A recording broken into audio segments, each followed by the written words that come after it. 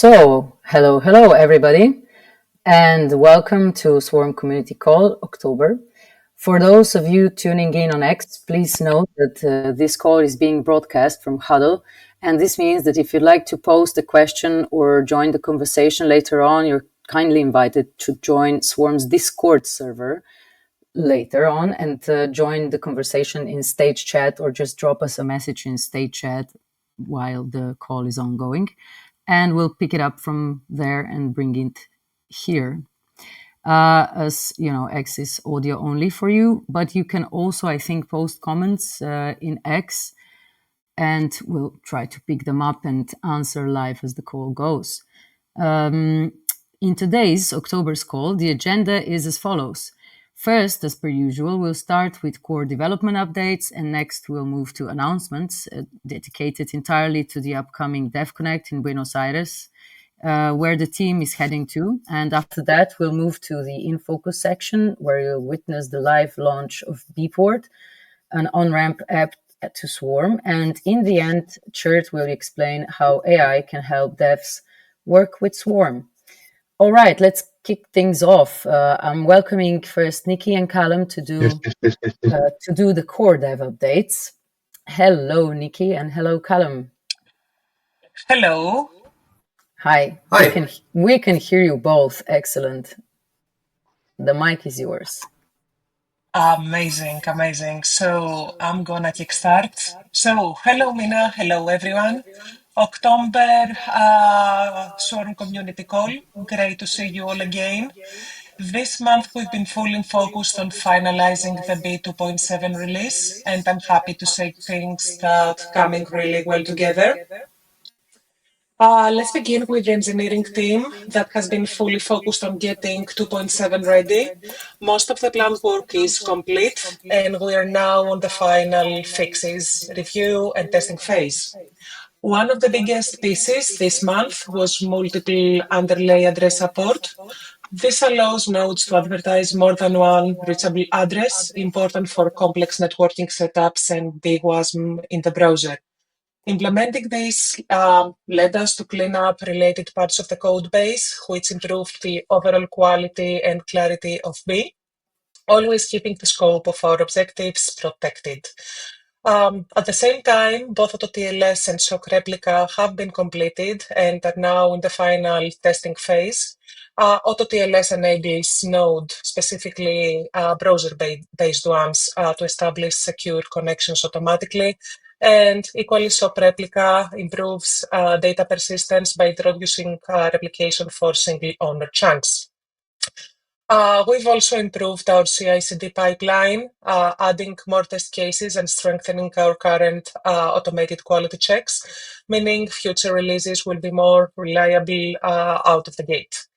And with all other 2.7 issues resolved, we are now down to just two last items, AutoTLS and underlay address, and we are close. Regarding the research stream, two key areas in focus, staking and incentives model are being reimagined with updates planned around changes to withdrawable stake and upgradability, ensuring the system can evolve more easily through releases. And also the long-term plan for neighborhood splitting and rebalancing is close. And this is an important step forward, improving network robustness and scalability as the number of nodes grows. And Callum will elaborate more on these items. So wrapping up, 2.7 is nearly there, with shipping new features and raising the quality bar across the project. Thanks again, everyone, for testing, running nodes, or just staying engaged with us. Your support keeps Swarm moving forward, and see you next month with more updates. Thanks a lot, and stay tuned. See you next time. Back to you, Mina. Thanks, Niki. Thanks. You also please stay tuned in case we had some questions, and you need to be here to answer them. Okay, yeah, Callum, would you like to add anything at this point? Just to Yeah, just basically to sum that up of what we're up to at the minute. So with the 2.7 coming up, that's kind of going to pave the way for our in-browser client to get to, this proof of concept that we can get out and get working with everyone.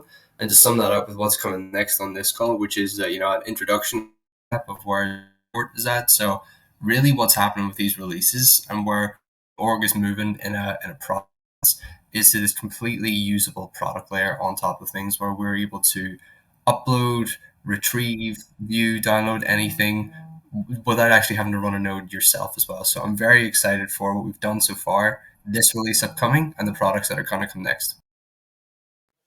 Me as well, I have to say. And Devconnect is approaching. And with that said, in the next In Focus section, you'll hear, Áron will walk us through the Beeport app. But before, let's just say a few words on this Devconnect, because Swarm team members will be there. So reach out to us on one of our socials to connect or catch us on the spot. We'll be kicking off by attending a pre-event, side event by Web3 Privacy Now. It's the second Cypherpunk Congress, which is on the 16th of November. So catch us there. Or later during Devconnect to either talk about anything that you've heard or you will see in the later on demo today, or anything else, really. Solarpunk team members will be hosting an amazingly interesting side event themselves on the 21st. And I would like to kindly invite anybody who's going to Devconnect to also attend that. It's going to be in Club Lucero. It's 10 minutes walk from main venue, and it's starting at 4.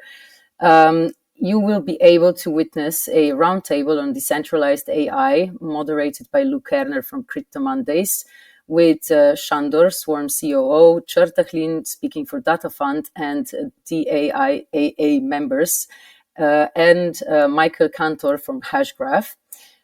You'll also be able to attend a workshop titled Launch Your Own AI Agent on Swarm, and hear a presentation and a demo on how to decentralize any front end. And we'll be wrapping up, or they'll be wrapping up, with a deep dive workshop on multimedia streaming on Swarm. So it's going to be a really exciting evening with Solarpunk team in Argentina on the 21st of November. All right, that said, I would like to welcome Áron on stage now to officially launch Beeport. Hi. Yes, thank you. Sound check, please. Oh yeah. Everything's nice. I can hear. So let me share my screen. And can you please also confirm that now you are seeing a Beeport text? Now you are seeing a Beeport text. Yes. That sounds right. Thank you. All right, let's go. This is super exciting to finally see this app in action. Yeah. So I'm going to talk about Beeport, but before we do that, I would like to travel back in time a bit to the beginning of this year and talk a bit about what options there were to upload something to Swarm. So on the left, you see running your own B node. And I'm going to talk about issues here. So in the beginning of this year, we had some issues with running your own B node. One of them was the long syncing times. That meant when you started your B node for the first time, it took about 40 minutes to synchronize from the blockchain. And that happened even after you managed to fight your way through the documentation. And the other issue with that was the Gnosis funding. So you not only had to have BZZ, you had to have XBZZ on the Gnosis chain. But undeniably, running your own B node is the decentralized approach. It is always the primary recommended approach. It's also healthy for the network to run your own B node. Now, the other option was, and it wasn't really a good option, was using the Swarm gateway, but it had very obvious issues like only small file sizes were supported. The duration of uploads were unpredictable, and it was guaranteed to be a short time span. But still, we could see that this was a very convenient way to upload content on Swarm. Just go to a page, select your files, upload, and without running your B node, you had them on the network. After seeing the issues that I mentioned before, we had a plan for this year to improve the UX in these areas. So on the left, as part of the Node spin-up UX improvements, we embedded the postage snapshot to the B binary, which got rid of that 40-minute synchronization time upon the first launch. Now you can run your own B node in like under 5 minutes. We also got rid of some other artificial waiting time that was for stabilization. It made it even faster to be able to start and use your B node. So these items are delivered. Now, to address the second problem with running B nodes, this Gnosis lock-in or the inconvenience of getting XBZZ, XDAI, bridging them somehow over to Gnosis, we were working on projects related to multi-chain funding or multi-chain payments. This is currently in progress. 2 projects under this umbrella are a so-called multi-chain widget that can be used anywhere. It can be either statically hosted or embedded in applications, and this purpose is to make it easier to fund your own B node and get both XDAI and XBZZ. This is, again, to promote the decentralization of the Swarm network, to make it not only fast to run your B node, but also make it have good UX by eliminating the funding issues. Now, on the other side, and we are here for this today, is Beeport. So Beeport is a standalone application. You can think of it as Swarm Gateway, but on steroids. So with Beeport, you don't need to run a node. You only need a wallet, some funds from many Ethereum-compatible chains, and it requires the least effort, and it's the fastest way to upload to the network. So again, you can see that on the left, running your own B node, the decentralized option, and on the right, the convenient option. And this brings us to Beeport, starting with a screenshot on how the main screen looks like. And we are going to explore the use cases through several small clips. So the first one which we are going to do is purchasing storage through Beeport. And in this main form, you can select the chain that you want to use, the token that you want to use, the storage capacity, and the storage duration. You get a quote for that you can execute. MetaMask pops up or your wallet of choice. You confirm the transaction, and then a spinner starts that deposits your funds, waits for transaction confirmation, and starts creating the postage batch. Once this spinner finishes, you get to this pop-up where you can already upload to the Swarm network. So in this first use case, we are going to start simple and just upload a single file. So I'm selecting a PDF, clicking upload, get a signature request so we can authorize ourselves for the proxy, which is between our browser and Beeport. And just like that, it was already uploaded. I got a link to a gateway, and you can see that the file loads and is visible on the network. So let's get a bit more complex than that. This time I'm navigating to the Upload tab, where my previously purchased batches are displayed. So I'm selecting the one that I just bought, and this time I'm uploading a folder.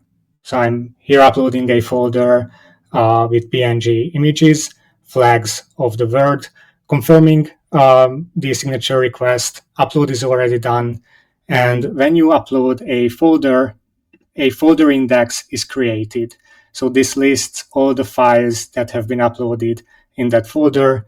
You can scroll through them, click on them, and they load on demand, of course.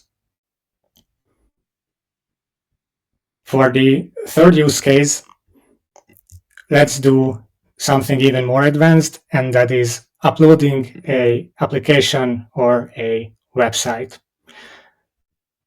So I'm doing the same flow as before. I'm doing a folder upload, but this time the folder that I'm uploading is the source of a website. So in its structure, there is an index.html that makes it very obvious for Beeport that it's a website and it will upload it like that. Now, having done that, I'm going to navigate to my history where I see my latest upload, and there I can click the ENS button for further features related to ENS integration. So what I'm going to do now, without leaving Beeport, is registering a new ENS domain. I'm going with flagguesser.eth and starting the registration process. So with the magic of video editing, we are going to cut some waiting times shorter. For example, the first step to ENS registration is always a 1-minute timer. That is in order to avoid the front running. Beeport explains these steps in an easily understandable way, and most of the time you just need to click the primary button to proceed to the next steps. This is the actual step where the ENS domain registration happens. Gas fee is a bit high on Ethereum at the moment, but you can expect that.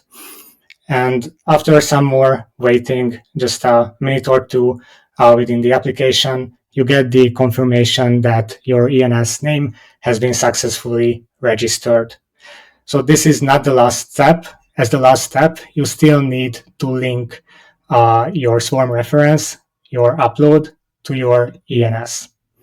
So to do that, you go back to the set content hash tab, and there you select the ENS name that you want to use.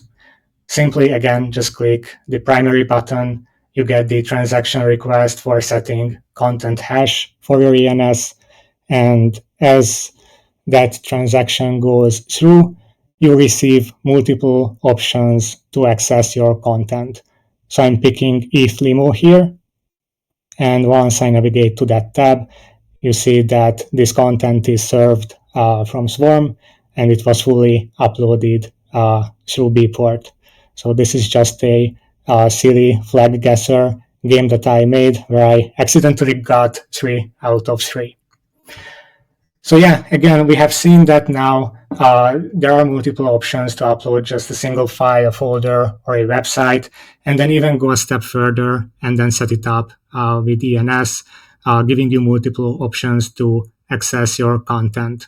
And I want to emphasize that even though Beeport is a centralized component to get your data on the Swarm network, once it is on Swarm, that content is still decentralized. The URL is now displayed on the screen. I welcome everyone to start using Beeport, and please give us feedback either on Discord or using the feedback button within Beeport for issues or ideas that you may have. And with that, I would like to thank you for your attention. Amazing. This looks so awesome.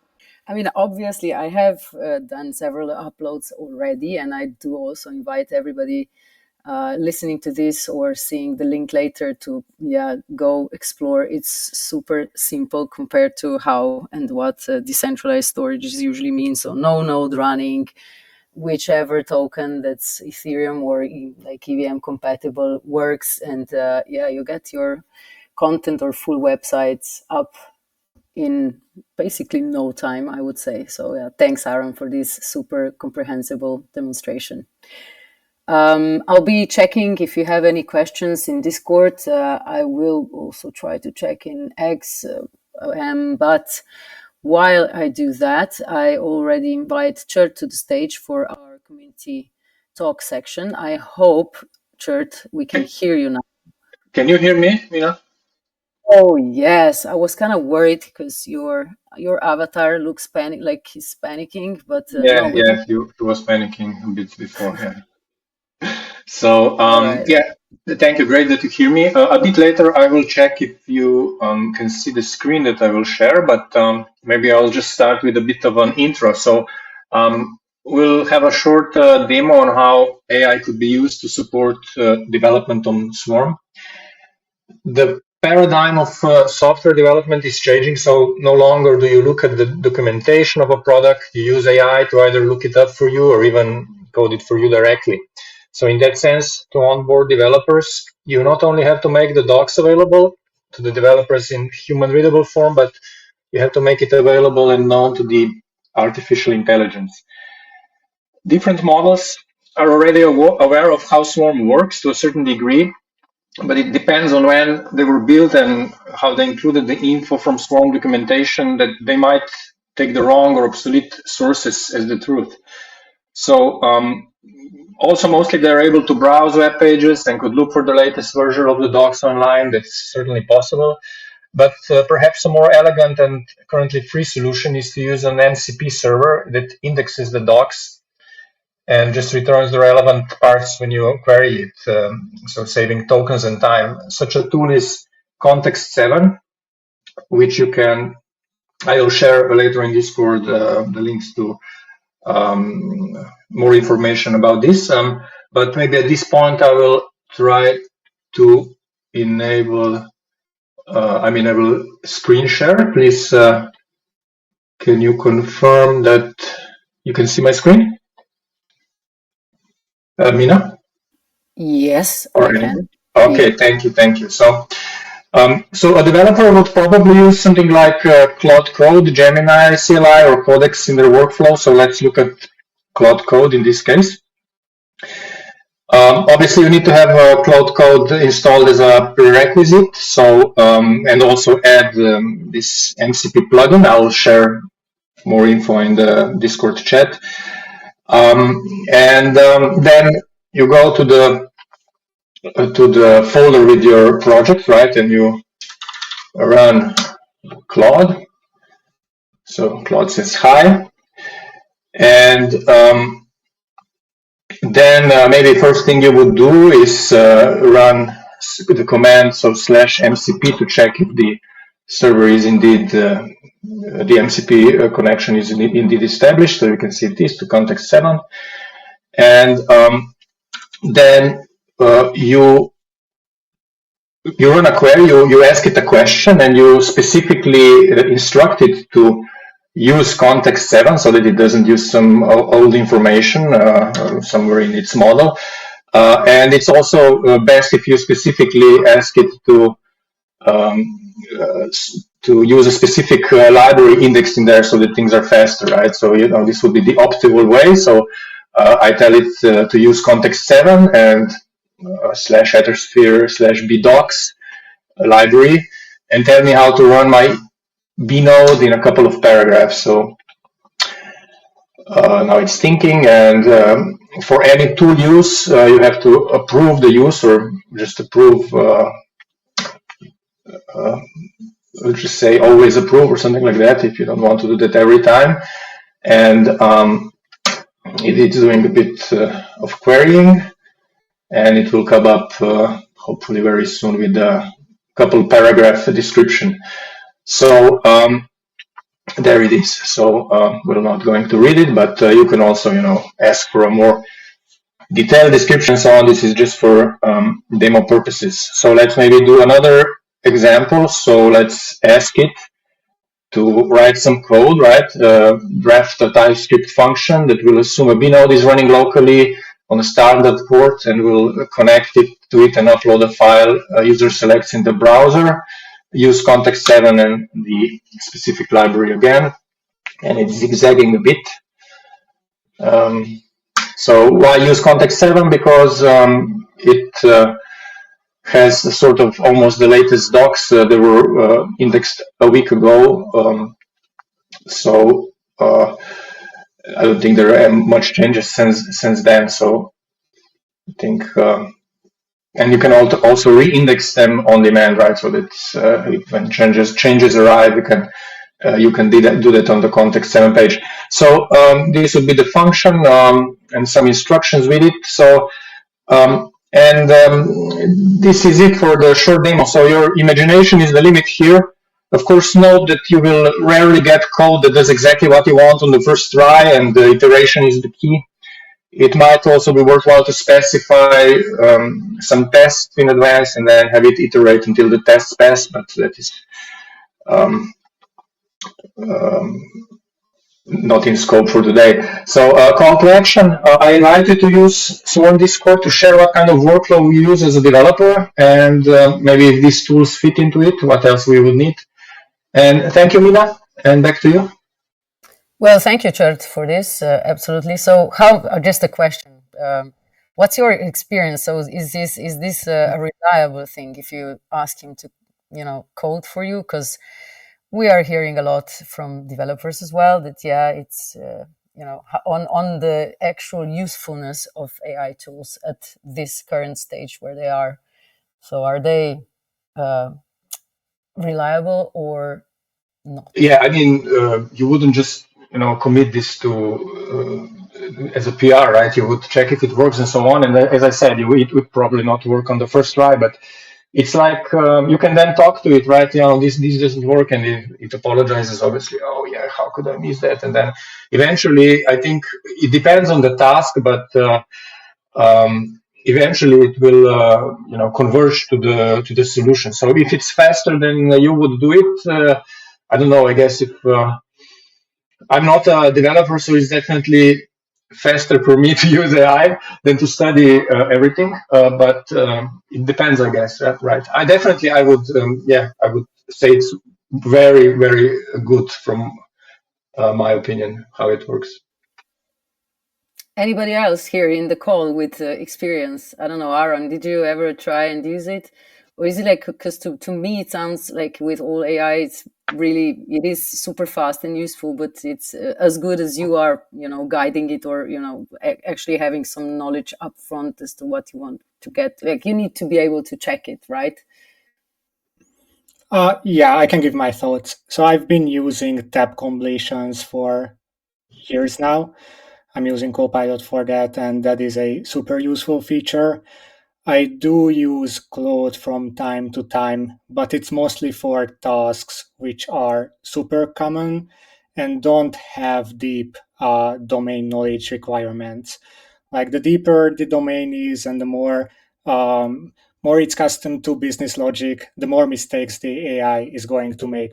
But if I ask it to create let's say, a custom React component, which is very basic. There are tons of examples in the training data that was used for these models. Then it almost always one-shots the implementations, and it's what I expect.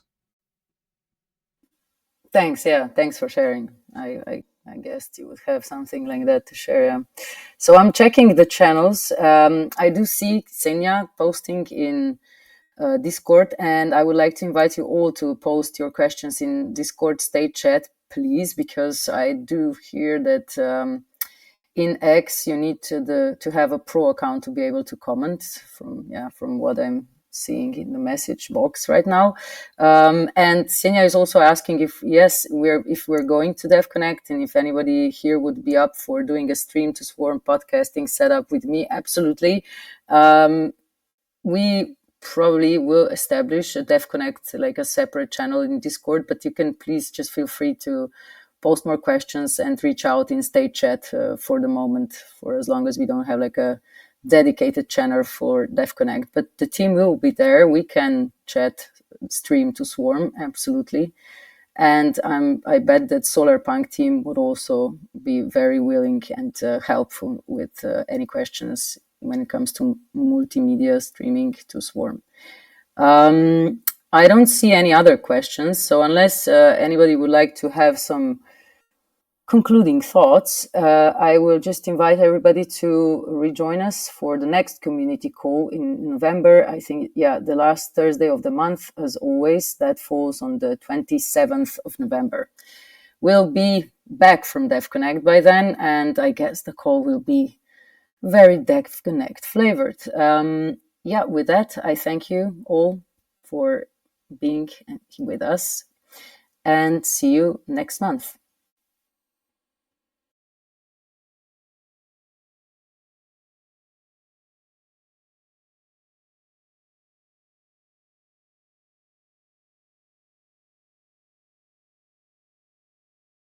which is the